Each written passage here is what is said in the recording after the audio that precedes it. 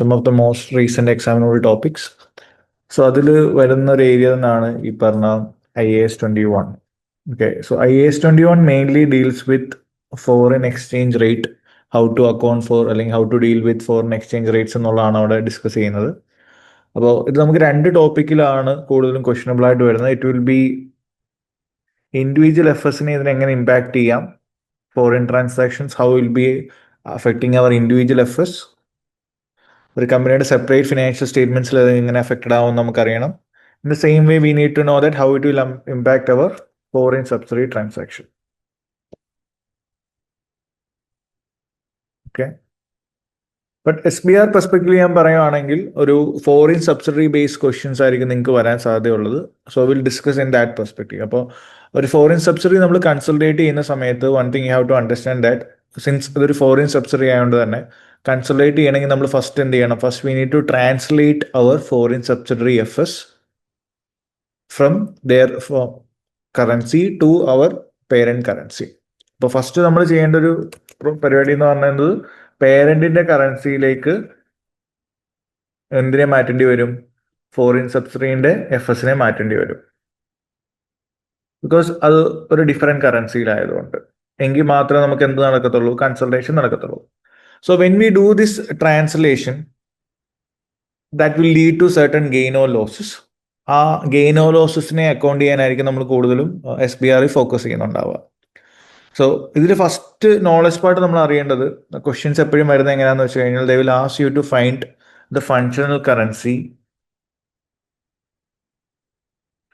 of foreign subsidiary.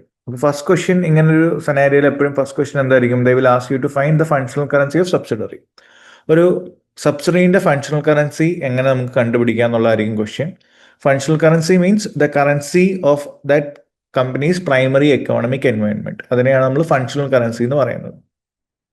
അല്ല ഒരിക്കലും ഒരു കമ്പനിയുടെ ഹെഡ് ക്വാർട്ടേഴ്സ് ഇരിക്കുന്ന കറൻസി അല്ല, ഹെഡ് ക്വാർട്ടേഴ്സ് ഉള്ള ഒരു കൺട്രി ഏതാണോ അതല്ല നമ്മുടെ functional currency. How will you identify functional currency? ആ കമ്പനിയുടെ പ്രൈമറി എക്കണോമിക് എൻവയോൺമെന്റ് എവിടെയാണെന്ന് അറിയണം.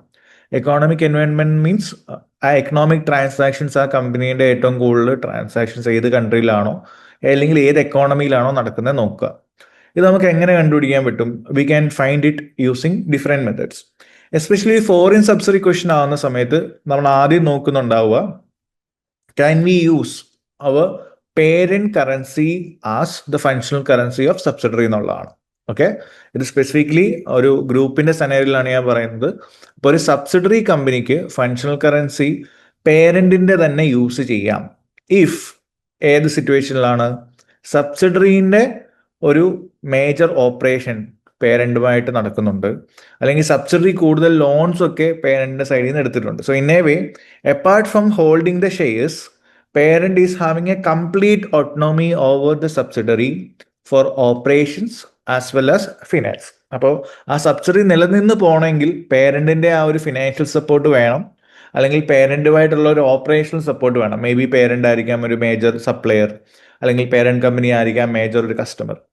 ഇങ്ങനത്തെ സിറ്റുവേഷനിൽ നമുക്ക് എന്ത് ചെയ്യാം? പേരന്റിന്റെ ഫങ്ഷണൽ കറൻസി തന്നെ സബ്സിഡിന്റെ ഫങ്ഷണൽ കറൻസി ആയിട്ട് നമുക്ക് യൂസ് ചെയ്യാം. ഓക്കെ, അപ്പോൾ ഫസ്റ്റ് നമ്മൾ ഇങ്ങനത്തെ ക്വസ്റ്റ്യൻ ആദ്യം ചെക്ക് ചെയ്യുന്നുണ്ടാവുക ഈ ഒരു ക്രൈറ്റീരിയ ആയിരിക്കും. അപ്പോൾ if the parent is having A higher autonomy over subsidiary, then we can use parent currency as the functional currency of subsidiary. Now ഇത് നടന്നില്ല എന്ന് വെക്കുക, ഈ ഒരു ക്രൈറ്റീരിയ മീറ്റ് ചെയ്യുന്നില്ല. ഈ ക്രൈറ്റീരിയ മീറ്റ് ചെയ്യുന്നില്ലെങ്കിൽ then will apply IAS 21 rule. IAS 21 rule എന്ന് പറയുന്നത് IAS 21 കുറച്ച് ഫാക്ടേഴ്സ് പറയുന്നുണ്ട്, which includes primary factors as well as secondary factors that we have to consider when we trying to find the functional currency. The primary factors എന്ന് പറഞ്ഞാൽ ഇത്രയേ ഉള്ളൂ. The currency that mainly influence the sales price. അപ്പോൾ ആ ഒരു കമ്പനീൻ്റെ പ്രൊഡക്റ്റിനെയോ അല്ലെങ്കിൽ അവരുടെ goods അല്ലെങ്കിൽ സർവീസിന്റെ സെയിൽസ് പ്രൈസിനെ ഇൻഫ്ലുവൻസ് ചെയ്യുന്ന കറൻസി അല്ലെങ്കിൽ എൻവയോൺമെന്റ് ഏതാണെന്ന് നോക്കുക. അല്ലെങ്കിൽ ഏത് കൺട്രിയുടെ എൻവയോൺമെന്റൽ ഫാക്ടേഴ്സ് ആണ് നമ്മുടെ പ്രൊഡക്റ്റിന്റെ പ്രൈസിങ്ങിനെ ഒക്കെ എഫക്ട് ചെയ്യുന്നത് നോക്കുക. Okay, so first thing is a currency that mainly influences sales price or the economic factors that will influence the sales price of our goods or service. ഈ രണ്ട് ഫാക്ടേഴ്സ് വെച്ചിട്ടാണ് നമ്മൾ പ്രൈമറി ഫാക്ടേഴ്സ് ആയിട്ട് consider ചെയ്യുന്നത് when we are trying to find the functional currency. ഇനിയും ഇത് വെച്ച് നമുക്കൊരു കൺക്ലൂസീവ് എവിഡൻസിലേക്ക് എത്താൻ പറ്റത്തില്ല. മേ ബി നമുക്ക് സെയിൽസ് ചിലപ്പോൾ പ്രൈമറി ഫാക്ടേഴ്സിൽ തന്നെ 50-50 ആയിട്ട് പല കറൻസിയിലൊക്കെയാണ് കിടക്കുന്നതെന്ന് നോക്കാം. അപ്പോൾ ഈ സെയിൽസ് പ്രൈസ് എന്നുള്ളതിനപ്പുറം നമുക്ക് ചിലപ്പോൾ പ്രൈമറി ഫാക്ടർ നോക്കാൻ പറ്റുന്ന ഒരു കാര്യമാണ് കോസ്റ്റുകളെ പറ്റി നിങ്ങൾ നോക്കുക. ദാറ്റ് ഈസ് നിങ്ങളുടെ direct cost, material cost, labour cost, അങ്ങനത്തെ നിങ്ങളുടെ ഡയറക്റ്റ് കോസ്റ്റുകളൊക്കെ ഏത് കറൻസിയിലാണ് വരുന്നതെന്ന് നോക്കുക. ആ ഡയറക്റ്റ് കോസ്റ്റിനെ നിങ്ങൾക്ക് ഇൻകർ ചെയ്യുന്ന കറൻസി എന്തായിട്ട് എടുക്കാം? മെജോറിറ്റി ഓഫ് ഡയറക്റ്റ് കോസ്റ്റ് നിങ്ങൾ ഏത് കറൻസിയിലാണോ ഇൻകർ ചെയ്യുന്നത് അതിനെ നമുക്ക് ഫങ്ഷണൽ കറൻസി ആയിട്ട് എടുക്കാം. So this are the primary factors that we use to identify the functional currency. ഇനി ഇതിൽ നിന്നൊരു കൺക്ലൂസീവ് എവിഡൻസ് കിട്ടുന്നില്ല, പ്രൈസ് വെച്ചിട്ടും അതേപോലെ തന്നെ കോസ്റ്റ് വെച്ചിട്ടും നമുക്ക് ചെയ്യാൻ പറ്റുന്നില്ലെങ്കിൽ, then we can discuss about some secondary factors. Secondary factors എന്ന് പറഞ്ഞു കഴിഞ്ഞാൽ നിങ്ങളുടെ ക്യാഷ് ഫ്ലോ ഫ്രം ഓപ്പറേറ്റിംഗ് അല്ലെങ്കിൽ cash receipts from operating activities നോക്കുക. ഓക്കെ, ഏത് കറൻസിയിലാണ് നിങ്ങളുടെ ഓപ്പറേറ്റിംഗ് ക്യാഷ് ഫ്ലോസ് അല്ലെങ്കിൽ ഓപ്പറേറ്റിംഗ് ആക്ടിവിറ്റീസ് നടക്കുന്നത് നോക്കുക. അല്ലെങ്കിൽ നിങ്ങൾ ഫണ്ട് വല്ലതും റേസ് ചെയ്യുന്നുണ്ടെങ്കിൽ from which currency you are actually raising finance നോക്കുക. ഇത് വെച്ചിട്ട് നമുക്ക് എന്ത് ചെയ്യാം? ഫങ്ഷണൽ കറൻസി ഐഡന്റിഫൈ ചെയ്യാം. അപ്പോൾ എപ്പോഴും ഒരു ഫോറിൻ സബ്സിഡി ക്വസ്റ്റ്യൻ ആയിരിക്കാം SBR എക്സ്പെക്ട് ചെയ്യേണ്ടത്. അതിൽ അങ്ങനെ ക്വസ്റ്റ്യൻ വരുന്നുണ്ടെങ്കിൽ first part will be about functional currency or how to identify functional currency എന്നുള്ളതായിരിക്കും. അപ്പോൾ ആ പാർട്ടാണ് നമ്മളിപ്പോൾ ഡിസ്കസ് ചെയ്തത്. So this part is clear. IAS 21 ഒരു പേഴ്സൺ ആയിരുന്നോ ഡൗട്ട്? ഇതായിരുന്നോ സാറേ? അപ്പൊ ഇതിൽ ഏതെങ്കിലും ഒരു ക്രൈറ്റീരിയ മീറ്റ് ചെയ്താൽ മതി? ഏതെങ്കിലും ഒരു ക്രൈറ്റീരിയ മീറ്റ് ചെയ്താൽ മതി എന്ന് വെച്ച് കഴിഞ്ഞാൽ പ്രൈമറി അല്ലെങ്കിൽ സെക്കൻഡറി. യെസ്. ഇപ്പൊ പ്രൈമറിയിൽ ഇപ്പം പല കറൻസി അതിൽ ഇൻവോൾവ് ആവുന്നുണ്ടെങ്കിൽ നമ്മൾ എന്ത് ചെയ്യും? സെക്കൻഡറിയിലേക്ക് പോകും. അപ്പോൾ ഒരു മെജോറിറ്റി ഓഫ് ഫാക്ടേഴ്സ് ഏതിനെയാണോ ഏത് കറൻസിനാണോ സപ്പോർട്ട് ചെയ്യുന്നത് അത് നമുക്ക് യൂസ് ചെയ്യാം. സോ വൺസ് ഈ കറൻസി നമ്മൾ ഐഡന്റിഫൈ ചെയ്ത് കഴിഞ്ഞാൽ നമുക്ക് ഒരു SBR ചലഞ്ചിങ് ആയിട്ട് വരുന്ന 2 വർക്കിംഗ് നോട്ട് നോക്കുക. ഒന്ന് ഗുഡ് വില്ലിന്റെ ട്രാൻസ്ലേഷൻ ബേസ്ഡ് ആയിട്ടും അതേപോലെ തന്നെ നെറ്റ് അസറ്റ്സിനെ ട്രാൻസ്ലേറ്റ് ചെയ്യുമ്പോൾ ഉള്ള ഗെയിൻ ഓർ ലോസും. Okay, and whenever we do translation, functional currency നമ്മൾ ഐഡന്റിഫൈ ചെയ്തു ട്രാൻസ്ലേഷൻ ചെയ്ത് കഴിഞ്ഞാൽ നമ്മൾ SOFPനെ ട്രാൻസ്ലേറ്റ് ചെയ്യാൻ യൂസ് ചെയ്യുന്ന റേറ്റ് എന്താണെന്ന് അറിഞ്ഞിരിക്കണം. P&L ഐറ്റത്തിനെ ട്രാൻസ്ലേറ്റ് ചെയ്യാൻ യൂസ് ചെയ്യുന്ന റേറ്റ്സ് എന്താണെന്ന് അറിഞ്ഞിരിക്കണം. So always remember SOFP items will get translated according to the rate as on reporting date ആയിരിക്കും. കാരണം നമ്മുടെ ബാലൻസ് ഷീറ്റിലെ ഐറ്റംസ് ജസ്റ്റ് അസറ്റ്സ്, ലയബിലിറ്റീസ് അതിനെയൊക്കെ നമ്മൾ കൺവേർട്ട് ചെയ്യാൻ ഫോറിൻ കറൻസിയുടെ FSലുള്ള ആ ലൈൻ ഐറ്റത്തിനെ ഹോം കറൻസിയിലേക്ക് കൊണ്ടുവരുന്ന സമയത്ത് നമ്മൾ കൺവേർട്ട് ചെയ്യാൻ വേണ്ടി യൂസ് ചെയ്യുന്ന റേറ്റ് ഏതായിരിക്കും? റിപ്പോർട്ടിംഗ് ഡേറ്റിലെ റേറ്റ് ആയിരിക്കും.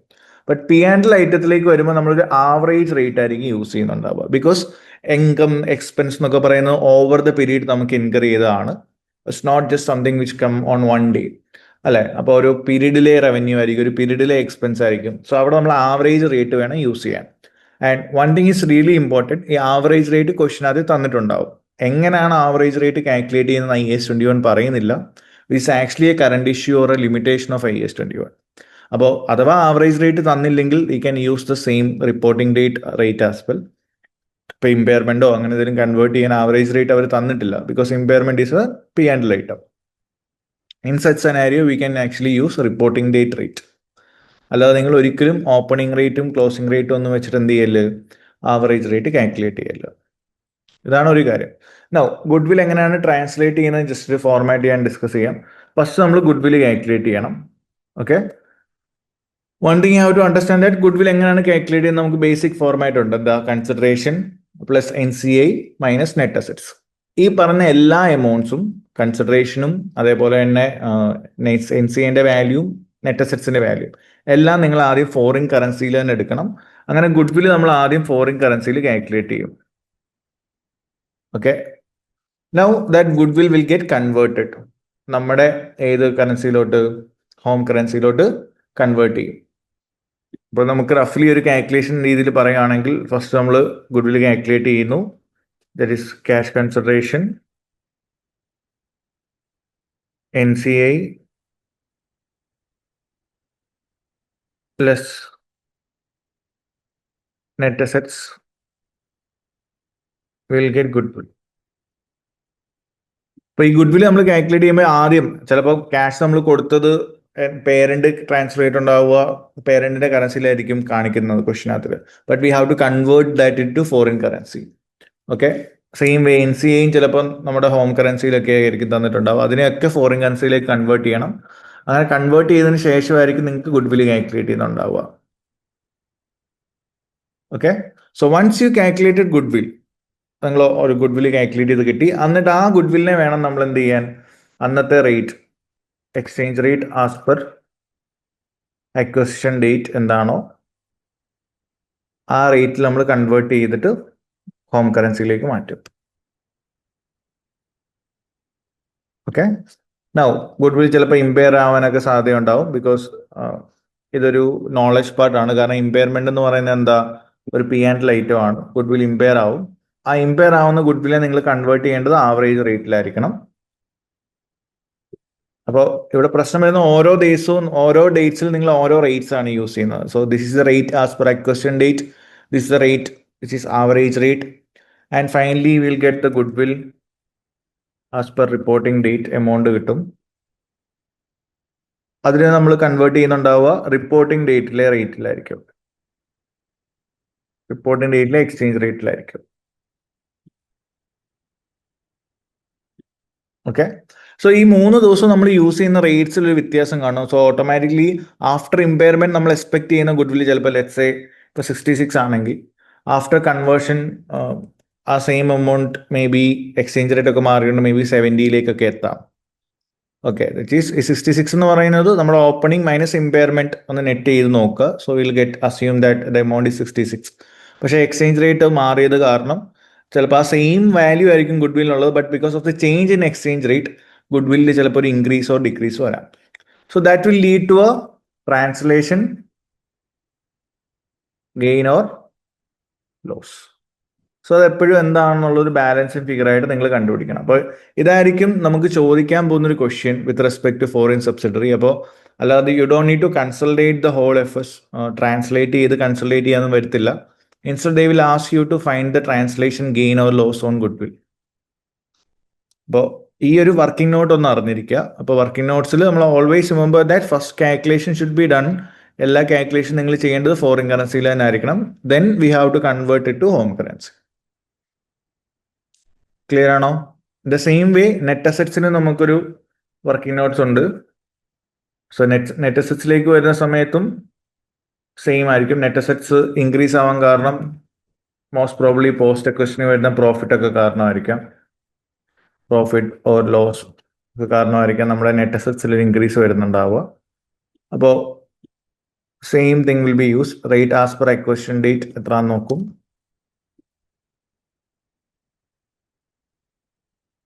ദെൻ പ്രോഫിറ്റ് ഓർ ലോസ് എന്ന് പറയുന്ന ഒരു പി ആൻഡ് എൽ ഐറ്റം ആണ്. സോ അതിനെ നമ്മൾ കൺവേർട്ട് ചെയ്യാൻ വേണ്ടി will use the average rate. But closing net assets എന്ന് പറയുന്ന സമയത്ത് we can see that there is a change in the rate. Closing ആകുമ്പോഴത്തേക്കും നമ്മുടെ എക്സ്ചേഞ്ച് റേറ്റ് വീണ്ടും മാറും. സോ ഗുഡ് വില്ലിൽ കണ്ട പോലെ തന്നെ നമുക്കൊരു ഡിഫറൻസ് ഇവിടെ എക്സ്പെക്ട് ചെയ്യാം. സോ ദാറ്റ് ബാലൻസ് ഫിഗർ ഇവിടെ നിങ്ങൾ വരും. ദാറ്റ് വിൽ ബി ലൈക്ക് നമ്മൾ എക്സ്പെക്ട് ചെയ്യുന്നതിനേക്കാളും നെറ്റ് അസറ്റ്സ് കൂടാം അല്ലെങ്കിൽ കുറയാം. So that will again lead to translation gain or loss. അപ്പോൾ ഈ 2 വർക്കിംഗ് നോട്ട്സ് ആണ് നിങ്ങൾ മെയിൻലി ഓർത്തിരിക്കേണ്ടത് with respect to foreign subsidiary transaction, in particularly in case of group. Okay, അപ്പോൾ ഗെയിൻ ഓർ ലോസ് വരുന്നത് that will get shared between parent and NCA in case of net assets. ഗുഡ് വില്ലേക്ക് വരുമ്പോൾ നമുക്ക് completely will shared between parent and NCA എന്ന് പറയാൻ പറ്റത്തില്ല. Depends on which goodwill method the company follows. ഇപ്പോൾ company follow ചെയ്യുന്ന ഒരു ഫുൾ ഗുഡ് വിൽ അപ്രോച്ച് ആണ് അല്ലെങ്കിൽ ഫെയർ വാല്യൂ മെത്തേഡ് ആണെങ്കിൽ then we can say that the gain will get shared between parent and NCA. But on the other hand, if the company is following partial goodwill approach, in that scenario, gain will only go to parent. അതാണ് ഗുഡ് വില്ലിന്റെ foreign exchange gain or ലോസിൽ നിങ്ങൾ ശ്രദ്ധിക്കേണ്ടത്. NCAയിലേക്ക് വരുന്ന സമയത്ത് net അസറ്റ്സിലേക്ക് വരുമ്പോൾ anyway we can say that net അസറ്റ്സിന്റെ ആ ഒരു പോർഷൻ പേരന്റിനും NCAയ്ക്കും അട്രിബ്യൂട്ടബിൾ ആയിട്ടുള്ള ഒരു കാര്യമാണ്. So that translation gain or loss will definitely get shared between parent and NCA. You don't need to worry about how the goodwill has been calculated. Okay ആണോ?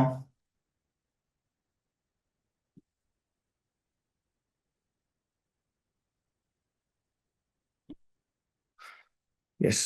Now ഞാൻ ജസ്റ്റ് പ്രീവിയസ്ലി ഞാൻ ഈ 2 ഡേയ്സിലും plan ചെയ്യുന്നത് maximum നമ്മുടെ ഒരു previous 2 സെക്ഷൻസിൽ, that is ഡിസംബറിലാണെങ്കിലും last December as well as March, even in June ചോദിച്ച ചില ക്വസ്റ്റ്യൻസ് ഉണ്ട്. So I will be mainly going through those questions. അല്ലെങ്കിൽ ആ ഏരിയാസ് എന്തൊക്കെയാണെന്നുള്ളതായിരിക്കും നമ്മൾ നോക്കുന്നത്. So when it comes to last few sections, last 3 sections ചോദിക്കുവാണെങ്കിൽ definitely in every section group is getting tested. Multiple areas ഗ്രൂപ്പിൽ നിന്ന് വരാം.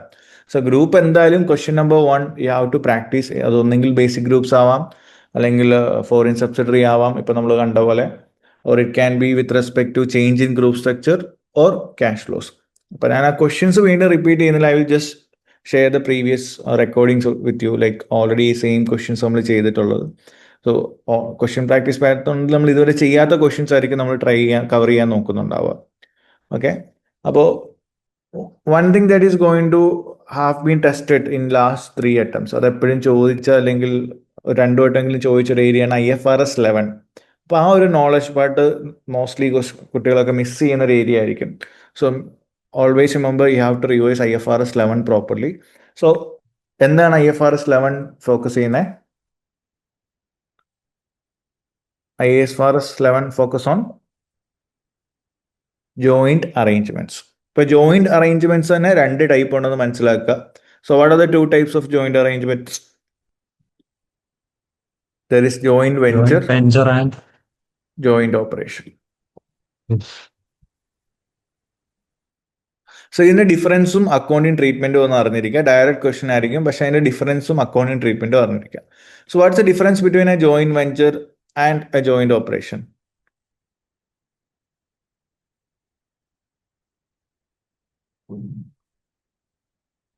സോ ഇതിന്റെ ഡിഫറൻസ് എന്താ മക്കളെ?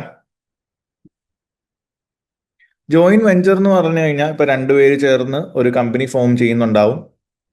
ഇപ്പം ഫോർ എക്സാമ്പിൾ വോഡാഫോൺ ഐഡിയ പോലെ, അല്ലെങ്കിൽ Hero Honda, this are some of the examples of joint venture.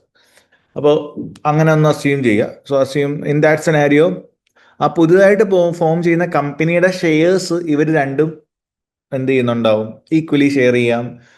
അല്ലെങ്കിൽ എന്തെങ്കിലും ഡിസിഷൻസ് എടുക്കുവാണെങ്കിൽ they will be making that decision unanimously. ആർക്കും തന്നെ കൺട്രോൾ ഇല്ല.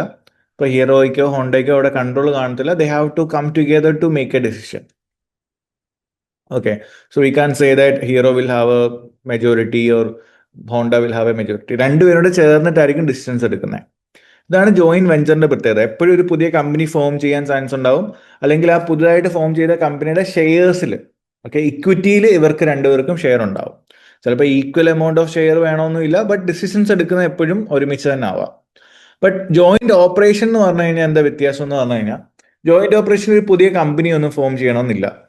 ഓക്കെ, ജസ്റ്റ് ലൈക്ക് അവരവരുടെ എന്തിലാണോ 2 പേരും എക്സ്പേർട്സ്, ആ എക്സ്പെർട്ടൈസ് ഉള്ളത്, ആ എക്സ്പെർട്ടൈസ് ഷെയർ ചെയ്ത് നമ്മളൊരു ഓപ്പറേഷൻ എടുക്കുന്നു. ഇപ്പോൾ ലെറ്റ്സ് സേ എൻ്റെ കയ്യിൽ ഒരു ബിൽഡിംഗ് ഉണ്ട്, you have the like faculties with you. അങ്ങനെയാണെങ്കിൽ നിങ്ങൾ എൻ്റെ ബിൽഡിംഗ് വന്നിട്ട് എനിക്ക് നമ്മൾ 2 കൂടെ കൊളാബ് ചെയ്തിട്ടൊരു ഓപ്പറേഷൻ ചെയ്യുവാണ്. വെയർ ബൈ നിങ്ങൾ പറഞ്ഞ ഫാക്കൽറ്റീസിനെയൊക്കെ നിങ്ങൾ തരാം. We can actually provide the training for ACC area. But എൻ്റെ ഒരു കോളേജിൻ്റെ ബിൽഡിംഗ് ആണ്, അപ്പോൾ college have to provide the infra. So ഇതൊരു ജോയിന്റ് ഓപ്പറേഷൻ പോലെ ഞങ്ങളൊരു ടൈപ്പ് വെച്ചാണ്. ബിക്കോസ് എൻ്റെ കയ്യിൽ ഇൻഫ്ര ഉണ്ട്, നിങ്ങളുടെ കയ്യിൽ റിസോഴ്സസ് ഉണ്ട്.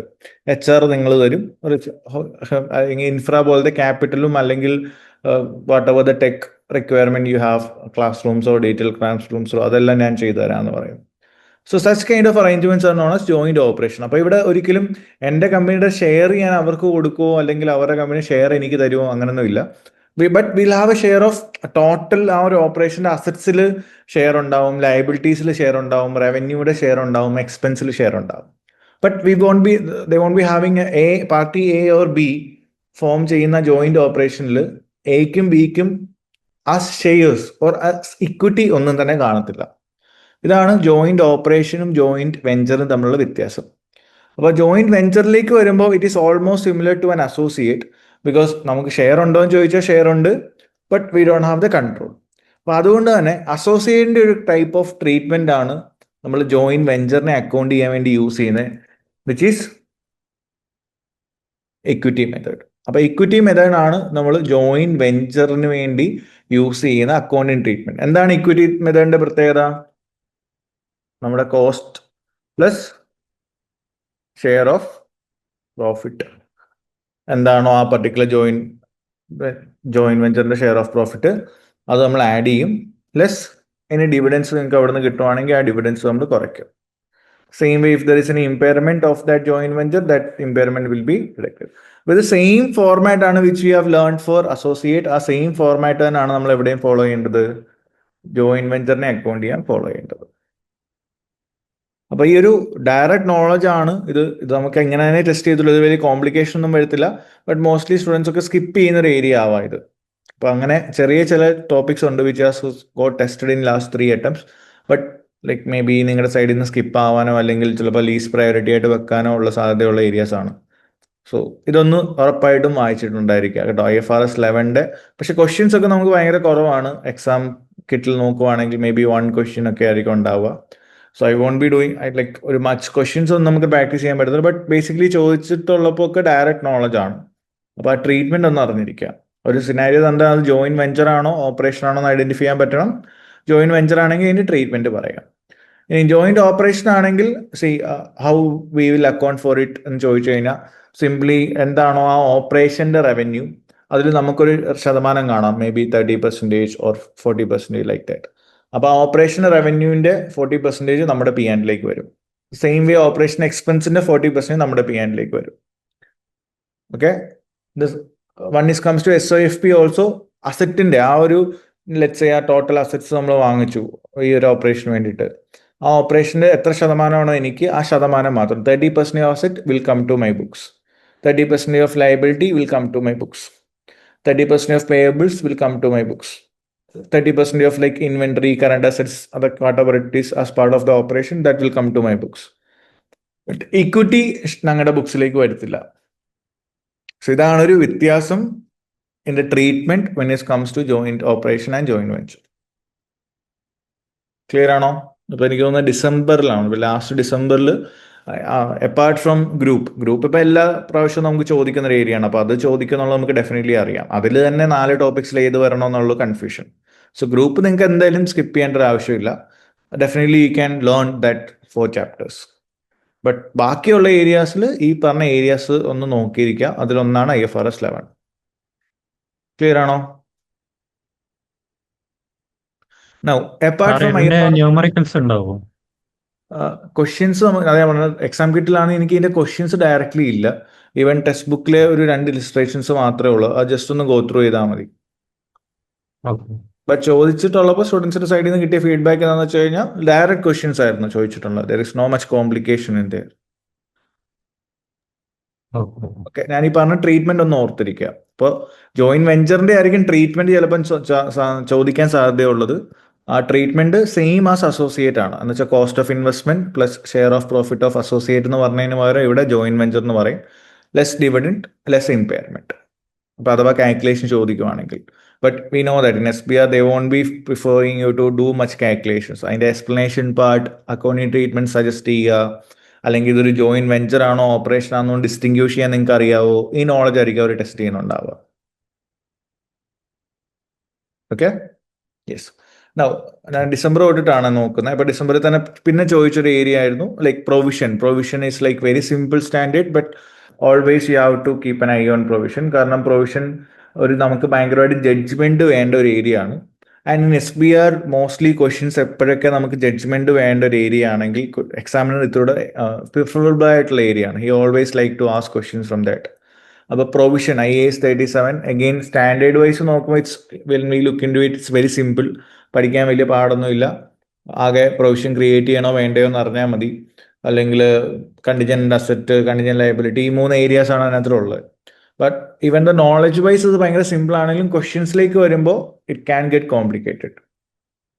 ഓക്കെ, അപ്പോൾ പ്രൊവിഷനിൽ തന്നെ നോർമൽ പ്രൊവിഷൻ അപ്പുറം you have to remember the specific situations in provision. So specific situation means one such specific situation is like future losses. ഒരു കമ്പനിക്ക് ഫ്യൂച്ചറിൽ ലോസ് വരുന്നു, അതിന് പ്രൊവിഷൻ ക്രിയേറ്റ് ചെയ്യണോ വേണ്ടയോ, ഇതാണ് ഇതൊക്കെ ആയിരിക്കും ചോദിക്കാൻ സാധ്യതയുള്ള സെനാരിയോസ്. ഓക്കെ, ഫ്യൂച്ചർ ലോസിൽ നമ്മൾ പ്രൊവിഷൻ ക്രിയേറ്റ് ചെയ്യോ ഇല്ലയോ? Do we need to create provision for future loss?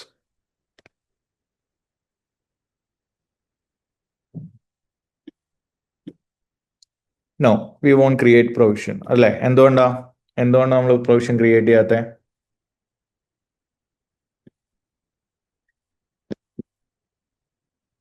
എല്ലാവരും പഠിച്ച് റിവിഷനൊക്കെ ആയില്ലേ? Why we are not creating provision for future loss?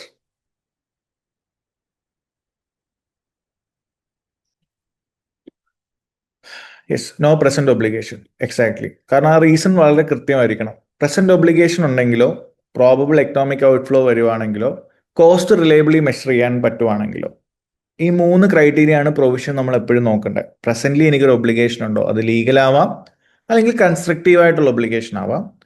Probable ആണോ അങ്ങനെ ഔട്ട്ഫ്ലോ വരുമോ എന്നുള്ളത് നോക്കുക. ദാറ്റ് ഈസ് മോർ ദാൻ ഒരു 50% ചാൻസ് ഉണ്ടോ, that is something like I have to pay this amount. And finally ആ കോസ്റ്റിനെ എനിക്ക് റിലയബിളി മെഷർ ചെയ്യാൻ പറ്റുന്നുണ്ടോ. അപ്പോൾ ഈ 3 കാര്യങ്ങളാണ് നമ്മൾ ചെക്ക് ചെയ്യുന്നത്. ഓക്കെ. അപ്പൊ ഈ ഫ്യൂച്ചർ ലോസ് എന്ന് പറയുന്നത് എന്താ? ഫ്യൂച്ചറിൽ വരാൻ പോകുന്ന ലോസാണ്. അപ്പൊ അത് ആ ലോസ് ഇൻകർ ചെയ്യണമെന്ന് എനിക്ക് എന്തെങ്കിലും ഒബ്ലിഗേഷൻ ഉണ്ടോ അവിടെ? ഇല്ല. I don't have any obligation that I have to bear that loss. ആ ലോസ് ബെയർ ചെയ്യണമെന്ന് എനിക്ക് അവിടെ ഒരു ഒബ്ലിഗേഷനും ഇല്ല. And it does not meet the definition of liability as well, because basically ഒരു ഫ്യൂച്ചറിൽ വരാൻ പോകുന്ന ലയബിലിറ്റിക്കൊക്കെയാണ് നമ്മൾ പ്രൊവിഷൻ ക്രിയേറ്റ് ചെയ്യുന്നത്. അപ്പോൾ these are the 2 reasons in which we can say that no provision is required. But നിങ്ങൾക്ക് അങ്ങനത്തെ ക്വസ്റ്റ്യൻസിന് അതിൽ അഡീഷണലി പറയാൻ പറ്റുന്ന ഒരു പോയിന്റ് എന്താണെന്ന് വെച്ച് കഴിഞ്ഞാൽ, you can say that loss വരുന്ന സമയത്ത് അവിടെ എന്തുണ്ടാവാനുള്ള ചാൻസ് ഉണ്ട്? The chance of impairment. So that company need to test for impairment എന്ന് വേണമെങ്കിൽ പറയാം. കമ്പനിക്ക് ആ ഒരു സിറ്റുവേഷൻ എന്തെങ്കിലും ഇമ്പയർമെന്റ് അവിടെ നടക്കുന്നുണ്ടോ അസറ്റ്സിന്, ബിക്കോസ് കമ്പനി ഓൾറെഡി ലോസിലാണല്ലോ. അപ്പോൾ ഏതെങ്കിലും അസറ്റോ അങ്ങനത്തെ ബിൽഡിങ്സോ, so whatever it is, both intangible and tangible assets can get tested for impairment, ഒരു സജസ്റ്റഡ് ആൻസർ ആയിട്ട് പറയാം. ദെൻ പ്രൊവിഷനിൽ തന്നെ പിന്നെ വരുന്ന ഒരു സ്പെസിഫിക് ഏരിയ ആണ് വൺ റിസ്ക് കോൺട്രാക്ട് അല്ലേ? സോ ഇതൊക്കെ ഡയറക്റ്റ് നോളജ് പാർട്ട് ആണ്, ഒന്ന് അറിഞ്ഞിരിക്കാന്നേ ഉള്ളൂ. So one risk contract, what you mean by one risk contract? Loss making contract. Okay, നമുക്കത് ആ കോൺട്രാക്ട് എടുത്തു കഴിഞ്ഞാൽ എന്തായാലും ഡെഫിനറ്റ്ലി ലോസ് ആയിരിക്കും നമുക്കറിയാം. ബട്ട് നമ്മൾ ആ കോൺട്രാക്ട് ചെയ്തില്ലെങ്കിൽ we have to pay penalty. ഇങ്ങനത്തെ ക്വസ്റ്റ്യൻസ്, ഇങ്ങനത്തെ സിറ്റുവേഷനെയാണ് നമ്മൾ വൺ റിസ്ക് കോൺട്രാക്ട് എന്ന് പറയുന്നത്. That is the cost of completing that project is higher than its benefit. So in such scenarios നിങ്ങൾ എന്ത് ചെയ്യണം? വി ഹാവ് ടു പേ, നിങ്ങൾ ലോസ് ബെയർ ചെയ്യാം അല്ലെങ്കിൽ we have to pay penalty എന്നുള്ള സിറ്റുവേഷൻ ആയിരിക്കും. സോ ഇതിൽ ഏത് ഓപ്ഷൻ ആയിരിക്കും നിങ്ങൾ എടുക്കുന്നുണ്ടാവുക? പിന്നെ നോർമൽ സെനാരിയോ നമ്മൾ നോക്കും ലോസ് എത്രയാണ് വരുന്നത്. ലെറ്റ്സ് സേ 50,000 ആണ് ലോസ്, പെനാൽറ്റി പേ ചെയ്യേണ്ടത് 25,000 ഉള്ളൂ. So which one will you go for? Obviously ഇത് ലോവർ എമൗണ്ട് അല്ലേ? അപ്പൊ ലോസ് വരുന്ന 50,000, പെനാൽറ്റി 25,000 ഉള്ളൂ. അപ്പോൾ everyone will prefer to pay penalty. ആ സെയിം ലോജിക് ആണ് നമ്മളിവിടെ പ്രൊവിഷന് യൂസ് ചെയ്യുന്നത്. So whenever it's a one risk contract, അവിടെ ഔട്ട്ഫ്ലോ വരും എന്നുള്ളത് ഉറപ്പാണ്. അത് ലോസ് ആയിട്ട് എടുക്കണോ അല്ലെങ്കിൽ പെനാൽറ്റി ആയിട്ട് എടുക്കണോ എന്നുള്ളതേ ഉള്ളൂ question. So we will check as a normal person. നമ്മൾ ചിന്തിക്കുന്ന എന്തായിരിക്കും? വിച്ച് എവർ ഈസ് ലോവർ അതായിരിക്കും നമ്മൾ എടുക്കുന്നുണ്ടാവുക. So will take the lower amount. So lower amount of loss or penalty, whichever is lower, അതിന് നമ്മൾ എന്ത് ചെയ്യും? പ്രൊവിഷൻ ക്രിയേറ്റ് ചെയ്യും. സോ വൺ റിസ്ക് കോൺട്രാക്ടിന് പ്രൊവിഷൻ വേണമെന്ന് ചോദിച്ചു കഴിഞ്ഞാൽ in one word we can say that yes, provision is required. And even in this scenario, ഇതൊരു ലോസ് മേക്കിംഗ് സിറ്റുവേഷൻ ആയതുകൊണ്ട് we have to test it for impairment. അപ്പൊ ഈ point additionally നിങ്ങൾ എപ്പോഴും പറയാൻ ഓർത്തിരിക്കുക. Whenever the company is making losses, അല്ലെങ്കിൽ company ഒരു പാൻഡമിക് കൂടെ പോകുന്നു, ക്ലൈമറ്റ് ചേഞ്ചസ് കൂടെ പോകുന്നു, കമ്പനിയുടെ എക്കണോമിക് റവന്യൂ താന്നു പോയി എന്നൊക്കെ പറയുകയാണെങ്കിൽ അവിടെയൊക്കെ നമുക്ക് ടെസ്റ്റ് ഫോർ ഇമ്പയർമെന്റ് സെനാരിയോ ആയിട്ട് തന്നെ പറയാം. Okay. Now one risk contract അല്ലാതെ വരുന്ന ഒരു സിറ്റുവേഷൻ ഓർക്കുന്നുണ്ടോ പ്രൊവിഷനകത്തിൽ? Apart from these 2 items, is there anything else comes under one risk contract? Sorry, provision. Yes, restructuring provision വരാം. സോ റീസ്ട്രക്ചറിങ് പ്രൊവിഷൻ എന്ന് പറഞ്ഞു കഴിഞ്ഞാൽ നമ്മളിപ്പോൾ ഒരു ബിസിനസ് മോഡൽ ചേഞ്ചസ് വന്നുകൊണ്ടിരിക്കുകയാണ് ഇപ്പോൾ അല്ലേ? Because we know that petrol cars ഒക്കെ സ്റ്റോപ്പ് ചെയ്യുന്നു, വന്നിട്ട് EV-യിലേക്ക് മാറുന്നു. അപ്പോൾ അവിടെ നമ്മുടെ മൊത്തത്തിൽ ഒരു റീസ്ട്രക്ചറിങ് നമ്മൾ ചേഞ്ച് ചെയ്യേണ്ടി വരും. അപ്പോൾ വെനെവർ ദാറ്റ് റീസ്ട്രക്ചറിങ് ഹാപ്പൻസ്, നമ്മൾ കുറച്ചുപേരെ പറഞ്ഞു വിടുകയും പുതിയ മെഷീനറീസ് എല്ലോട്ടൊക്കെ ഒരു ചേഞ്ച് നടക്കും. So whenever such change happens, as part of restructuring we have to incur an amount as an outflow. So whenever it's a restructuring situation, നമ്മൾ അവിടെ പ്രൊവിഷൻ ക്രിയേറ്റ് ചെയ്യും. But keep in mind of the 2 factors. ഒന്ന്, അവിടെ ഒരു formal detail plan ഉണ്ടായിരിക്കണം. ആ റീസ്ട്രക്ചറിങ്ങിന് ഒരു ഫോർമൽ ഡീറ്റെയിൽ പ്ലാൻ, ഒരു റഫ് അനൗൺസ്മെന്റ് ആയിരിക്കില്ല. And most importantly it should be communicated two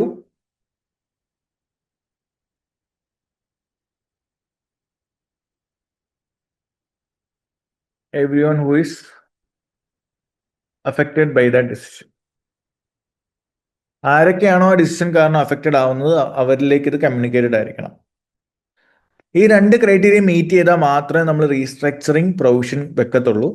and also along with that അറിഞ്ഞിരിക്കുക, any amount that we incur with respect to restructuring, ആ സിറ്റുവേഷന് ഭാഗമായിട്ട് നമുക്ക് ഇൻകർ ചെയ്യുന്ന എമൗണ്ടുകൾ മാത്രം നമ്മൾ പ്രൊവിഷൻ വെച്ചാൽ മതി. Any amount that we have to pay as part of like ആ ഒരു പ്ലാനിൽ ചേഞ്ച് വന്നു, അപ്പോൾ പുതിയ അസറ്റ്സ് വാങ്ങണം, അല്ലെങ്കിൽ പുതിയ എംപ്ലോയീസിനെ എടുക്കണം, training, relocation, which is something which happens after restructuring, ആ കോസ്റ്റുകളൊന്നും നമ്മൾ റീസ്ട്രക്ചറിങ് പ്രൊവിഷനകത്തിൽ വെക്കത്തില്ല. only we will include those restructuring costs that we incurred with respect to that event. For example, redundancy cost, termination amount. അപ്പോൾ അങ്ങനെ ആ റീസ്ട്രക്ചറിന്റെ ഭാഗമായിട്ട് നമുക്ക് ആ മൊമെന്റിൽ വരുന്ന എക്സ്പെൻസുകളെ വേണം നിങ്ങൾ പ്രൊവിഷൻ വെക്കാൻ. You should not include any amount that we have to incur with respect to the future business activity. That is പുതിയൊരു അസറ്റ് വാങ്ങുന്നു ആസ് പാർട്ട് ഓഫ് റീസ്ട്രക്ചറിങ്, പുതിയ എംപ്ലോയിനെ ഹയർ ചെയ്യുന്നു, അല്ലെങ്കിൽ പുതിയ relocation or transportation or any such cost that you are going to incur as part of your future operations. അത് നിങ്ങൾ restructuring പ്രൊവിഷനകത്ത് വെക്കാൻ പാടില്ല. പിന്നീട് മനസ്സിലാക്കേണ്ട ഒരു കാര്യം എന്താണെന്ന് വെച്ച് കഴിഞ്ഞാൽ, ചിലപ്പോൾ ഈ റീസ്ട്രക്ചറിന്റെ ഭാഗമായിട്ട് നമ്മൾ ചില അസറ്റ്സ് ഒക്കെ വിൽക്കാം. അപ്പോൾ ആ വിൽക്കുന്ന സമയത്ത് ചിലപ്പോൾ അതിൽ നിന്നൊക്കെ എന്തെങ്കിലും പ്രോഫിറ്റ് വരും. ആ പ്രോഫിറ്റ് ഒന്നും നമ്മുടെ പ്രൊവിഷനകത്ത് ഒന്നും കുറയ്ക്കാൻ പാടില്ല. Let's say the total loss restructuring cost is 150, out of which ഒരു അറൗണ്ട് ഒരു 100 വല്ലതും നമുക്ക് അസറ്റ് വിറ്റിട്ട് കിട്ടിയെന്ന് വെച്ചു. ഇപ്പോൾ ചില അക്കൗണ്ടൻസ് എന്ത് ചെയ്യുന്ന വെച്ചാൽ 150 കോസ്റ്റിൽ നിന്ന് ഈ profit from selling the asset deduct ചെയ്യും. അതിന്റെ നെറ്റ് എമൗണ്ട് ആയിരിക്കും പ്രൊവിഷൻ വെക്കുന്നുണ്ടാവുക. So we are not allowed to do that. Okay, അപ്പൊ ഞാൻ ജസ്റ്റ് ഇന്ന് നിങ്ങൾക്കിപ്പോൾ പറഞ്ഞുകൊണ്ടിരിക്കുന്ന നമ്മുടെ തന്നെ പാസ്റ്റ് പേപ്പേഴ്സിൽ പല സിറ്റുവേഷൻസിൽ ചോദിച്ചിട്ടുള്ള ചില കാര്യങ്ങൾ അല്ലെങ്കിൽ സിറ്റുവേഷൻസ്, അതിനെ എങ്ങനെ ഹാൻഡിൽ ചെയ്യണമെന്നാണ് പറയുന്നത്. ഇപ്പൊ with respect to provision previous past പേപ്പേഴ്സിൽ നമ്മൾ കണ്ടിട്ടുള്ള ചില സിറ്റുവേഷൻസ് ഇതാണ്, അല്ലെങ്കിൽ ക്വസ്റ്റ്യൻസിൽ കണ്ടിട്ടുള്ള സിറ്റുവേഷൻസ് ഇതാണ്. അപ്പൊ ഇതൊന്ന് നോട്ട് ചെയ്ത് വെച്ചേക്കാം. ഓക്കെ, ഈവൻ പ്രൊവിഷൻ നമുക്ക് മോസ്റ്റ്ലി എപ്പോഴും വരാൻ പറ്റുന്ന സിറ്റുവേരിയോ എന്തെങ്കിലും climate related changes, pandemic situations, അങ്ങനെയൊക്കെ വരുന്ന സമയത്തും പ്രൊവിഷന്റെ ഒരു സിറ്റുവേഷൻ അവിടെ വരാം. അത് മെയിൻലി വരുന്നത് എങ്ങനെയാണെന്ന് വെച്ച് കഴിഞ്ഞാൽ, ലൈക്ക് നമ്മളിപ്പോൾ എന്തെങ്കിലും സെയിം വേ ഒരു റീസ്ട്രക്ചറിങ് ചെയ്യുന്നത് കൊണ്ടാവാം, ഈ ക്ലൈമറ്റ് ചേഞ്ച് ഒക്കെ വരുന്നത് കൊണ്ട് നമ്മൾ ചിലപ്പം ലൊക്കേഷൻ മാറാനോ, അല്ലെങ്കിൽ നമ്മളെ ബിസിനസ് മോഡൽ തന്നെ നമ്മൾ എൻവയോൺമെന്റിനെ എഫക്ട് ചെയ്യുന്ന രീതിയിലാണെങ്കിൽ അത് ആ ഒരു സിറ്റുവേഷൻ നമ്മൾ ചേഞ്ച് ചെയ്യാനൊക്കെ നോക്കും. അപ്പൊ അവിടെയൊക്കെ പ്രൊവിഷന്റെ ഒരു ഇമ്പോർട്ടൻസ് വരും. So provision may not be asked directly, but ഒരു പാൻഡമിക് സിനാരിയോ അല്ലെങ്കിൽ ക്ലൈമറ്റ് ചേഞ്ചസ് സിനാരിയോസിലൊക്കെ പ്രൊവിഷന്റെ ഒരു ഇൻവോൾവ്മെന്റ് വരും. So provision is another important standard which has been kept on asking in every sitting. Okay, so ഈ 2 areas ഒന്ന് നോക്കുക, IFRS 11 as well as provision. പിന്നീട് ഡിസംബറിലൊക്കെ ചോദിച്ചൊരു മേജർ ഏരിയ ആണ്. I'm just starting from December. Okay, so impairment of financial assets. So financial assets impair ആവുകയാണെങ്കിൽ അതിനെ എങ്ങനെ deal ചെയ്യാൻ? How will you deal with it? Normal ഒരു അസറ്റ് ഇമ്പയർ ആവുന്ന പോലാണോ ഫൈനാൻഷ്യൽ അസറ്റ്സിന് impairment? Or the difference in the treatment?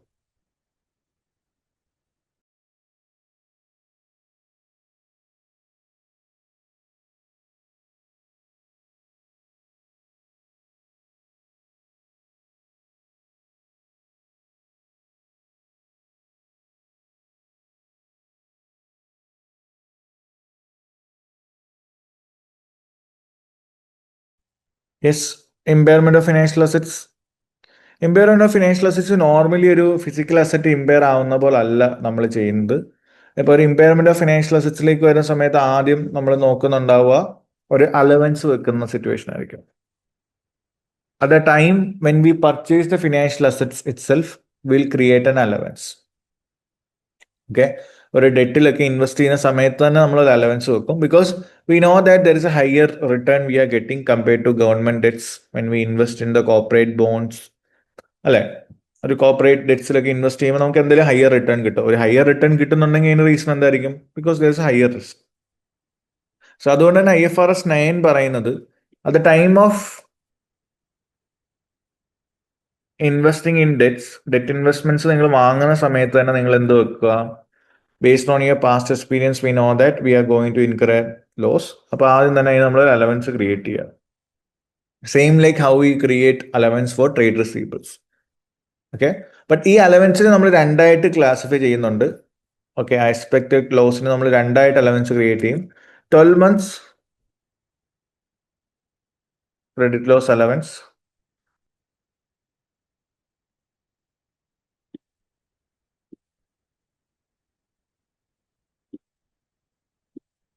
and lifetime expected credit loss allowance. Okay, അപ്പോൾ risk ഭയങ്കര ലോ ആണെങ്കിൽ നമ്മൾ അലവൻസ് ക്രിയേറ്റ് ചെയ്യുന്നുണ്ടാവുക. ആ ഡെറ്റ് ഇൻവെസ്റ്റ്മെന്റ് റിസ്ക് ഭയങ്കര കുറവാണ് നമുക്ക് തോന്നുവാണെങ്കിൽ we only need to consider the loss allowance in the first 12 months. അല്ല, ഇപ്പോൾ ബോണ്ട് ഇപ്പോൾ ഒരു 5 വർഷത്തെ ബോണ്ടാണ്, we came to know that the risk is slowly getting increasing, significantly risk കൂടിക്കൊണ്ടിരിക്കുകയാണെന്നുണ്ടെങ്കിൽ that 12 months credit loss allowance will get replaced with a lifetime expected credit loss allowance. അപ്പോൾ lifetime expected credit loss allowance എന്ന് പറഞ്ഞാൽ എന്താ? Over the life time of that debt. Okay, അപ്പോൾ ഒരു 5 years ആണെങ്കിൽ 5 years നിങ്ങൾ in total expect ചെയ്യുന്ന loss എന്താണ്? That is in terms of interest and in terms of capital refund. Okay, അങ്ങനെയാണല്ലോ ഡെറ്റ് വർക്ക് ചെയ്യുന്നത്. നമുക്ക് 5 വർഷം ഉണ്ടെങ്കിൽ 5 വർഷം ഇൻട്രസ്റ്റ് കിട്ടും, ലാസ്റ്റ് ഇയർ ആ മൊത്തം പ്രിൻസിപ്പൽ പേയ്മെന്റ് റീപേയബിൾ ആവും. അങ്ങനത്തെ ഡെറ്റ്സിനെ പറ്റിയിട്ടാണ് നമ്മൾ കോർപ്പറേറ്റ് ബോണ്ട്സിനെ പറ്റിയിട്ടാണ് നമ്മൾ SBIR പഠിക്കുന്നത്. അപ്പോൾ ആ ഓവറോൾ ലൈഫ് ടൈം അലവൻസ് എന്ന് ഉദ്ദേശിക്കുന്നത് മേ ബി ആ വിത്തിൻ 5 years നിങ്ങൾക്ക് ഇൻട്രസ്റ്റ് നഷ്ടപ്പെടുന്ന എമൗണ്ട് എത്രയാണ്? ഇൻ ദ സെയിം വേ നിങ്ങളുടെ ഫൈനൽ പ്രിൻസിപ്പൽ എമൗണ്ടിൽ ചിലപ്പോൾ ഒരു 50% തിരിച്ചു കിട്ടുന്നുള്ളതായിരിക്കാം. അപ്പോൾ ആ ഒരു ലോസിനെ നമ്മൾ ആൻറ്റിസിപ്പേറ്റ് ചെയ്ത് കാൽക്കുലേറ്റ് ചെയ്യും, and we have to record an allowance there itself if the risk is significantly increasing. അപ്പോൾ ഈ 2 ലെവലായിട്ടാണ് നമ്മൾ അലവൻസ് വെക്കേണ്ടത് in case of debt investments. Clear ആണോ? ഇനി ഇതിനൊക്കെ അപ്പുറം ശരിക്കും ആ പർട്ടിക്കുലർ നിങ്ങളുടെ കസ്റ്റമർ, ഇപ്പോൾ ഒരു ബാങ്ക് ആണെങ്കിൽ നിങ്ങളുടെ കസ്റ്റമർ എന്ന് പറയാം, ബാങ്ക് ഒരു ലോൺ കൊടുക്കുന്നു, ബാങ്ക് ഇപ്പോൾ എനിക്ക് ലോൺ തന്നു, ഞാൻ കംപ്ലീറ്റ്ലി ബാങ്ക് റേറ്റ് ആവാൻ പോവാന്ന് എനിക്ക് ഏകദേശം സൂചന കിട്ടി. അങ്ങനെ നമ്മൾ അലവൻസ് വെച്ചുകൊണ്ടിരിക്കത്തില്ല. Will consider it as a credit impaired scenario. So normally എങ്ങനെയാണോ നമ്മൾ ഇമ്പയർമെന്റ് കാൽക്കുലേറ്റ് ചെയ്യുന്നത് അതേപോലെ തന്നെ ആയിരിക്കും ഇവിടെ നമ്മൾ ഈ ഇമ്പയർമെന്റ് ലോസ് കാൽക്കുലേറ്റ് ചെയ്യുന്നുണ്ടാവുക. അപ്പോൾ in case of an asset how will you calculate impairment loss? Carrying amount will get compared with the recoverable amount, അല്ലേ? ഇതാണ് നമ്മൾ നോർമലി അസറ്റിന് ചെയ്യുന്നത്. അതേ കൺസെപ്റ്റ് ആണ് നമ്മൾ ഇവിടെയും ഫോളോ ചെയ്യുന്നുണ്ടാവുക. ഇവിടെ നമ്മൾ carrying amount of financial asset with അതിൽ നിന്ന് റിക്കവറബിൾ ആവാനുള്ള എമൗണ്ടുമായിട്ട് കമ്പയർ ചെയ്യും. റിക്കവറബിൾ എമൗണ്ട് എന്ന് വെച്ച് കഴിഞ്ഞാൽ നമ്മൾ കാൽക്കുലേറ്റ് ചെയ്യുന്ന present value of future cash flows we are about to recover. ഇനി ആ ബോണ്ടിൽ നിന്ന് നിങ്ങൾക്ക് കിട്ടാൻ സാധ്യതയുള്ള എമൗണ്ട് എന്താണോ ആ എമൗണ്ടിന്റെ പ്രസന്റ് വാല്യൂ എടുക്കുക. ഓക്കെ, അതിനെ നമ്മുടെ ഇപ്പോഴത്തെ ബോണ്ടിന്റെ ബുക്സിലുള്ള വാല്യൂ ആയിട്ട് കമ്പയർ ചെയ്യുക. തമ്മിലുള്ള ഡിഫറൻസ് ആയിരിക്കും ഇമ്പയർമെന്റ് ലോസ് എന്ന് പറയുന്നത്. So that impairment loss will be only recorded when that asset is credit impaired. അപ്പോൾ ആദ്യം തന്നെ നമ്മൾ ഇമ്പയർമെന്റ് ലോസ് വെക്കത്തില്ല, ആദ്യം നമ്മൾ അലവൻസ് ആയിരിക്കും വെക്കുന്നത്. അലവൻസ് തന്നെ 2 സ്റ്റേജ് ഉണ്ട്, which is 12 months allowance, then life time expected allowance. Then final സ്റ്റേജിലേക്ക് എത്തുമ്പോൾ ഒരു കംപ്ലീറ്റ്ലി പുള്ളിക്കാരൻ ബാങ്ക്രപ്റ്റ് ആയി, ഇനി എന്തായാലും ആ പൈസ കിട്ടത്തില്ല എന്ന് വരുന്ന സിറ്റുവേഷനിലാണ് നമ്മളവിടെ ക്രെഡിറ്റ് ഇംപെയർഡ് എന്ന് പറഞ്ഞ സെനാരിയിലേക്ക് എത്തുന്നുണ്ടാവുക. സോ അവിടെ നമ്മൾ ആ ഇമ്പയർമെന്റ് ലോസ് കാൽക്കുലേറ്റ് ചെയ്യുന്ന രീതിയാണ് ഞാൻ പറഞ്ഞത്. ബുക്സിലുള്ള അസറ്റിന്റെ വാല്യൂ ഇപ്പം നോക്കും, ദറ്റ് ഈസ് ആ ഫിനാൻഷ്യൽ അസറ്റിന്റെ ഇപ്പോഴത്തെ വാല്യൂ നോക്കും, ബോണ്ടിന്റെ ഒക്കെ. അതിനെ നിങ്ങൾ റിക്കവറബിൾ എമൗണ്ട് ആയിട്ട് കമ്പയർ ചെയ്യും. So what you mean by recoverable amount here? The present value of future cash flows we are about to recover from that financial asset. Clear ആണോ?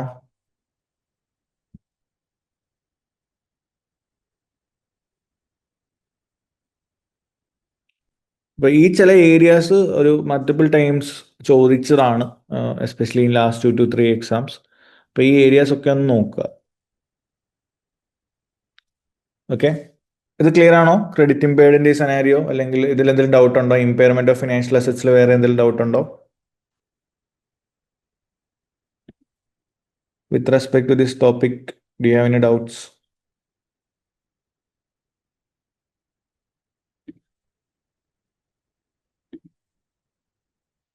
Okay. Yes. പിന്നീട് ചോദിക്കുന്ന, അല്ലെങ്കിൽ ലാസ്റ്റ് ഒരു September തൊട്ടിട്ട് ഇപ്പൊ ചോദിച്ചുകൊണ്ടിരിക്കുന്ന main important area ആണ് IFRS 18. എന്താണ് IFRS 18? IFRS 18 mainly deals with the new presentation of financial statements. Earlier it was under IAS 1. ഇപ്പോൾ അത് IFRS 18 മാറിയിട്ടുണ്ട്. അതിൽ തന്നെ മെയിൻലി വന്ന ചേഞ്ച് എന്താണെന്ന് വെച്ച് കഴിഞ്ഞാൽ there is a change happened to our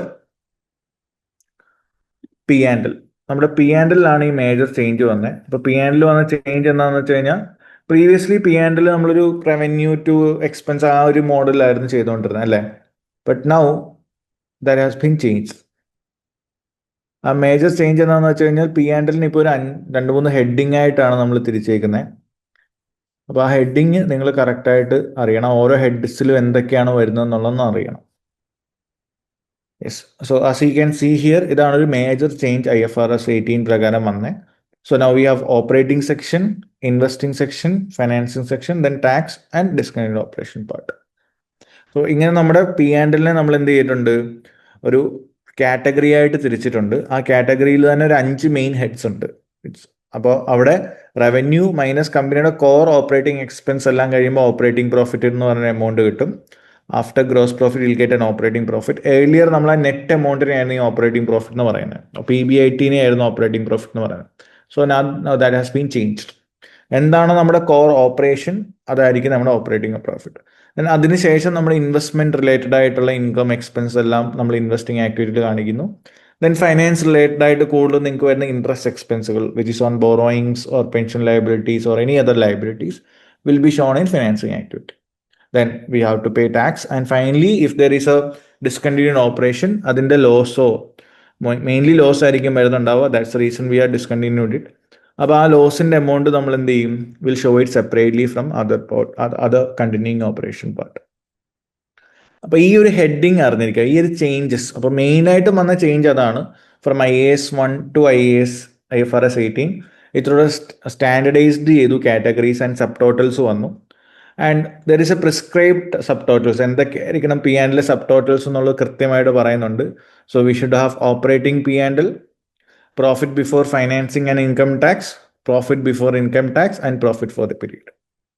But earlier it was not clear, but now it is very clear. ഓരോ ഹെഡിങ്സിലും എന്ത് വരണം എന്നുള്ളത്. ആൻഡ് റിക്വയർഡ് വിത്ത് സം ഒരു MPM എന്ന് പറയുന്നൊരു അഡീഷണൽ ഡിസ്ക്ലോഷറും കൂടെ വന്നു. അപ്പോൾ MPM എന്താണെന്ന് വെച്ച് കഴിഞ്ഞാൽ മാനേജ്മെന്റ് എങ്ങനെയാണോ ഒരു കമ്പനീൻ്റെ പെർഫോമൻസിനെ അസസ് ചെയ്യുന്നത് അതിൻ്റെ measures. It's not like ROCE or PBI, നമ്മുടെ ROE അങ്ങനത്തെ അല്ല. മാനേജ്മെന്റ് നോക്കുന്ന റേഷ്യോസ് എന്താണ്? ഇപ്പൊ മാനേജ്മെന്റ് നോക്കുന്ന ratios with respect to our subtotals. അപ്പൊ ഈ ഒരു ഡേറ്റ കാണുന്നത് തന്നെ പല MPMസിന്റെ ആണ്. ലൈക്ക് അഡ്ജസ്റ്റഡ് പ്രോഫിറ്റ് എന്ന് വെച്ചാൽ നമ്മുടെ P&L പ്രോഫിറ്റിനെ മാനേജ്മെന്റ് അഡ്ജസ്റ്റ് ചെയ്യും. ബിക്കോസ് P&L പല അക്കൗണ്ടിങ് കൺസെപ്റ്റിൽ റിലേറ്റഡ് ആയിട്ടുള്ള എക്സ്പെൻസും കാര്യങ്ങളൊക്കെ വരാമല്ലോ. അപ്പോൾ അതൊക്കെ സബ്ജക്റ്റീവ് ആയിരിക്കും. That should not affect their performance analysis. അപ്പോൾ അവർ P&L തന്നെ ചില എമൗണ്ട്സിനെ എന്ത് ചെയ്യും, ഓൾറെഡി P&L ഉള്ള ടോട്ടൽ ആയിരിക്കും, അതുമായിട്ട് കണക്ട് ചെയ്തിട്ട് അവരൊരു പുതിയ എമൗണ്ട് കാൽക്കുലേറ്റ് ചെയ്യും. Adjusted operating profit or adjusted profit or adjusted EBITDA or adjusted EBIT.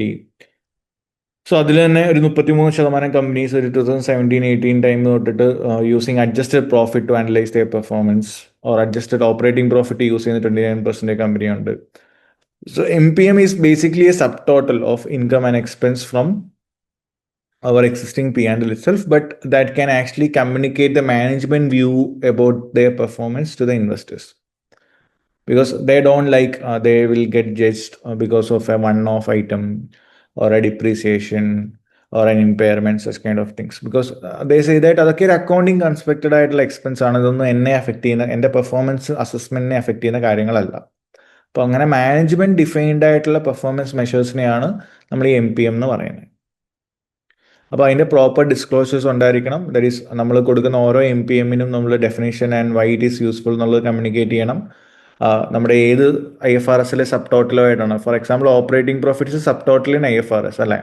അപ്പോൾ അതിൽ നിന്നാണോ അഡ്ജസ്റ്റഡ് ഓപ്പറേറ്റിംഗ് പ്രോഫിറ്റ് എടുക്കുന്നതെങ്കിൽ അപ്പോൾ ഏതുമായിട്ടാണ് നമ്മൾ റീകൺസിൽ ചെയ്തേക്കുന്നതെന്നും ആ റീകൺസിൽ ചെയ്തേക്കുന്ന explanation with clear tax impacts and how it will get impact our NCA as well, അതെല്ലാം നമ്മൾ പ്രോപ്പർലി എന്ത് ചെയ്യുക, എക്സ്പ്ലനേഷൻ കൊടുക്കുക.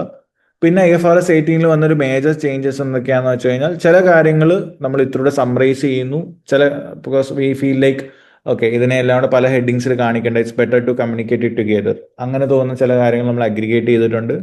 The same way certain items if you need like we feel like okay it needs to be explained more in detail എന്ന് തോന്നുന്ന ചില items നമ്മൾ എന്ത് ചെയ്തിട്ടുണ്ട്, ഡിസഗ്രിഗേറ്റ് ചെയ്തിട്ടുണ്ട്.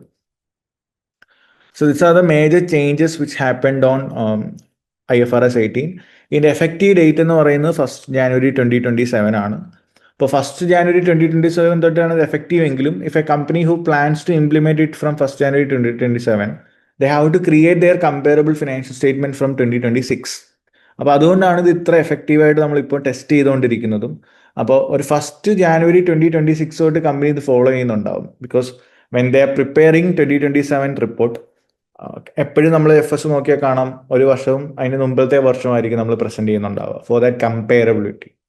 അപ്പോൾ 2027 തൊട്ടിട്ടാണ് എഫക്റ്റീവ് ഡേറ്റ് എങ്കിലും അതിൻ്റെ കമ്പയറബിൾ ഡേറ്റ് വരുന്നത് എന്തായിരിക്കും, 2026 January തൊട്ടിട്ടായിരിക്കും. ഓക്കെ,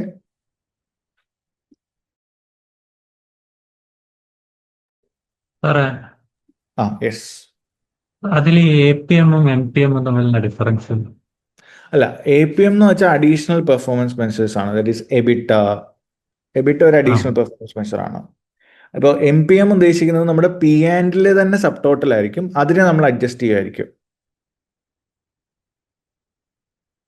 മനസ്സിലായോ? അപ്പോൾ നമ്മുടെ P&L ഒരു ഐറ്റം ആണ് ഓപ്പറേറ്റിംഗ് പ്രോഫിറ്റ്. അപ്പോൾ അഡ്ജസ്റ്റഡ് ഓപ്പറേറ്റിംഗ് പ്രോഫിറ്റ് അതാണ് MPM. APM എന്ന് പറഞ്ഞു കഴിഞ്ഞാൽ നമ്മുടെ ബുക്സിൽ ഇല്ലാത്ത അഡീഷണൽ ഐറ്റംസ് ആണ്, അഡീഷണൽ പെർഫോമൻസ് മെഷേഴ്സ് ആണ്. For example net financial debt എന്നൊരു ടേം ഒരു APM ആയിട്ട് പറയാം. അപ്പോൾ നെറ്റ് ഫിനാൻഷ്യൽ ഡെറ്റ് എന്ന് പറയുന്ന സാധനം നമ്മുടെ ബുക്സിലില്ല, നമ്മുടെ നോർമൽ ഫോർമാറ്റിലൊന്നും ഇല്ലാത്തൊരു സാധനമാണ്, ലൈൻ ഐറ്റമാണ് നെറ്റ് ഫിനാൻഷ്യൽ ഡെറ്റ്. ഇതെന്താണെന്ന് വെച്ച് കഴിഞ്ഞാൽ നമ്മുടെ ടോട്ടൽ ഡെറ്റ് മൈനസ് നമ്മളിൽ ഇപ്പോൾ അവൈലബിൾ ആയിട്ടുള്ള ക്യാഷ് ആൻഡ് ക്യാഷ് ഇക്വലൻസ് ഉണ്ടല്ലോ, അതെല്ലാം കൂടെ കുറച്ചിട്ടുള്ള എമൗണ്ട് ആണ് നെറ്റ് ഫിനാൻഷ്യൽ ഡെറ്റ്. അപ്പോൾ ഇങ്ങനെ ഒരു ലൈനായിട്ട് നമ്മൾ അഡീഷണൽ റിപ്പോർട്ടായിട്ട് ആർക്ക് കൊടുക്കും, ഇൻവെസ്റ്റേഴ്സിന് കൊടുക്കും. So they want to know that നമ്മുടെ കയ്യിൽ ഇപ്പോൾ എത്ര ഡെറ്റ് ഉണ്ട്, അത് ആ ഡെറ്റിൽ തന്നെ നമ്മുടെ current cash flows and cash equivalents വെച്ചിട്ട് ഇതെല്ലാം സെറ്റിൽ ഓഫ് ചെയ്ത് കഴിഞ്ഞാൽ ബാക്കി എത്ര ഡെറ്റ് ഉണ്ട് ഇതറിയാൻ വേണ്ടിയിട്ടാണ്. അപ്പോൾ അത് നമ്മുടെ ആ ഒരു എമൗണ്ട് ഒരിക്കലും നമ്മുടെ P&L ഒന്നും ഇല്ലാത്ത എമൗണ്ട് അല്ലേ. So it's like an additional performance measure. Okay, for the same way like free cash flow. Free cash flow എന്ന് പറയുന്നത് നമ്മുടെ കയ്യിൽ എത്ര ഫ്രീ ക്യാഷ് ഫ്ലോ ഉണ്ട്, that is operation cash flow minus നമ്മുടെ ക്യാപിറ്റൽ ഇൻവെസ്റ്റ്മെന്റും വർക്കിംഗ് ക്യാപിറ്റലും എല്ലാം പോയി കഴിഞ്ഞ് ബാക്കി എത്ര ഫ്രീ ക്യാഷ് ഫ്ലോ കമ്പനിക്ക് ഉണ്ട്. ഇതൊക്കെയാണ് കമ്പനിയുടെ വാല്യുവേഷൻ ഒക്കെ ആയിട്ട് നമ്മൾ യൂസ് ചെയ്യുന്നത്. ഈ ഫ്രീ ക്യാഷ് ഫ്ലോസ് ഒക്കെ നിങ്ങൾ FM-ലോട്ടോ അല്ലെങ്കിൽ FM-ലോ ഒക്കെ നിങ്ങൾ പഠിച്ചിട്ടുണ്ടാവും, free cash flow valuation methods എന്നൊക്കെ പറഞ്ഞിട്ട്. So such items are always considers an additional performance measure. Because ഇതൊന്നും നമ്മുടെ already pre format IFRS subtotals അല്ല, ഒരു അഡീഷണൽ ഐറ്റം ആയിട്ട് നമ്മൾ കൊടുക്കുന്നതാണ്. പക്ഷെ MPM എന്ന് പറയുന്നത് എന്തായിരിക്കും, നമ്മുടെ P&L സബ് ടോട്ടൽസുമായിട്ട് കണക്റ്റഡ് ആയിരിക്കും എല്ലാ MPMസും. Okay,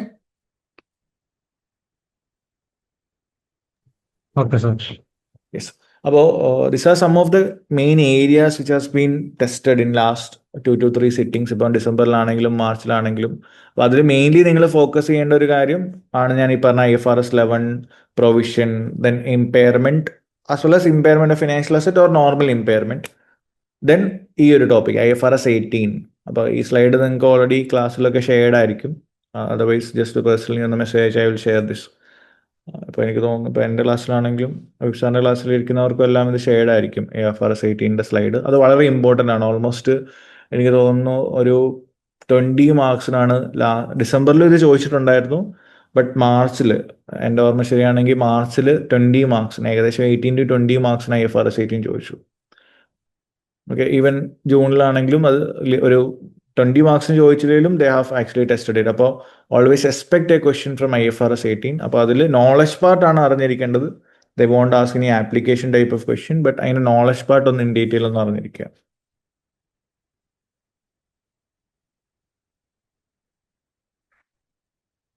okay. Yes guys, so that's it for the day.